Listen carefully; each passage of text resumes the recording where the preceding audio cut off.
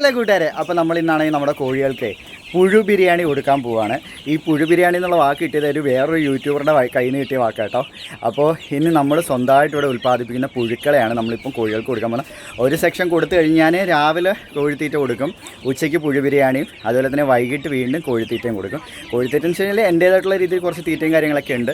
അതാണ് നമ്മളിവിടെ കോഴിത്തീറ്റയായിട്ട് കൊടുക്കുന്നത്. ഉച്ചയ്ക്ക് മാത്രം പുഴു ബിരിയാണി കൊടുക്കും. ഉച്ചയ്ക്ക് കൊടുക്കുമ്പോൾ അവർക്ക് ഭയങ്കര ഇഷ്ടമാണ് കേട്ടോ. ഞാൻ ദിവസം കൊടുക്കുന്നതാണ്. അതുകൊണ്ട് ഇപ്പോൾ എല്ലാവർക്കും കൊടുത്തിട്ട് ഇങ്ങനെ നിൽക്കുകയാണ്.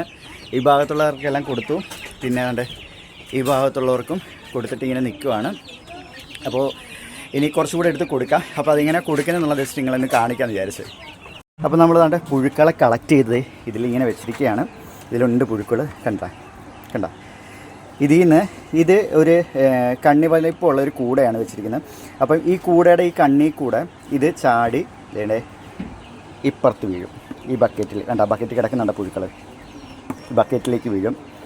അപ്പം ഈ ബക്കറ്റിൽ നിന്നാണ് ഞാൻ പിന്നെ കളക്ട് ചെയ്ത് നമ്മുടെ കോഴികൾക്ക് ഇതിനെ കൊടുക്കുന്നത്. ഇപ്പം ഇതിനകത്തെല്ലാം പുഴുക്കളുണ്ട്. നമ്മുടെ ഫുഡ് വേസ്റ്റിൽ നിന്നാണ് ഈ പുഴുക്കൾ ഞാൻ ഉണ്ടാക്കുന്നത് കേട്ടോ. നമ്മുടെ ഫുഡ് വേസ്റ്റ് ഇട്ട് ആ ഫുഡ് വേസ്റ്റിനകത്ത് നിന്നാണ് ഈ പുഴുക്കളെ ഞാൻ ഉണ്ടാക്കിയെടുക്കുന്നത്. കോഴികൾക്ക് പറ്റിയ നല്ലൊരു തീറ്റയാണ്. കോഴികൾക്ക് വെയിറ്റ് വയ്ക്കാനും മുട്ട കിട്ടാനും ഒക്കെ കൊടുക്കാൻ പറ്റുന്ന നല്ലൊരു തീറ്റയാണ്. ഒരു ദോഷങ്ങളും ഇല്ലാത്ത, ഒരു പാർശ്വഫലവും ഇല്ലാത്ത, ഒരു രീതിയിലുള്ള കുഴപ്പമില്ലാത്ത തീറ്റ നമ്മുടെ ഏത് കോഴികൾക്ക്, ഏത് പ്രായത്തിലുള്ള കോഴികൾക്കും കൊടുക്കാൻ പറ്റുന്ന കേട്ടോ. പുഴുക്കളെ ഞാൻ കളക്ട് ചെയ്തെടുത്തിട്ടുണ്ട്. ഈ പാത്രത്തിൽ ഞാൻ അവർക്ക് ഈ ഗോതമ്പൊലി കുതിർത്ത് വെച്ച് കൊടുക്കുന്നത്.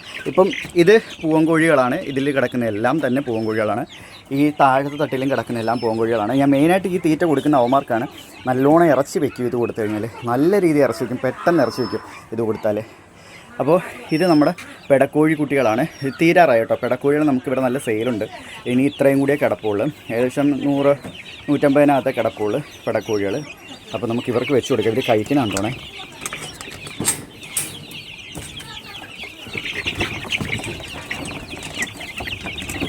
എന്താ അടി കൂടി, യോ കാല് അടക്കാനും പറ്റുന്നില്ലേ? അല്ലേ അടിക്കൂടി കഴിക്കുന്നു. ഭയങ്കര ഇഷ്ടവന്മാർക്ക് ഇത് കഴിക്കാനായിട്ട് ഭയങ്കര ഇഷ്ടമാണ്ടില്ലേ. നിമിഷ നേരം കൊണ്ട് അവന്മാരത് തീർക്കും. എന്താ അപ്പോൾ കൂട്ടുകാരെ, വീഡിയോ ഇഷ്ടപ്പെട്ടു കഴിഞ്ഞാൽ ലൈക്ക് ചെയ്യുക, ഷെയർ ചെയ്യുക, സബ്സ്ക്രൈബ് ചെയ്യുക. നിങ്ങളുടെ സപ്പോർട്ട് കൂടെ ഉണ്ടാവണം. അപ്പോൾ മറ്റൊരു വീഡിയോ ആയിട്ട് വരുന്നതായിരിക്കും കൂട്ടുകാരെ. ബൈ.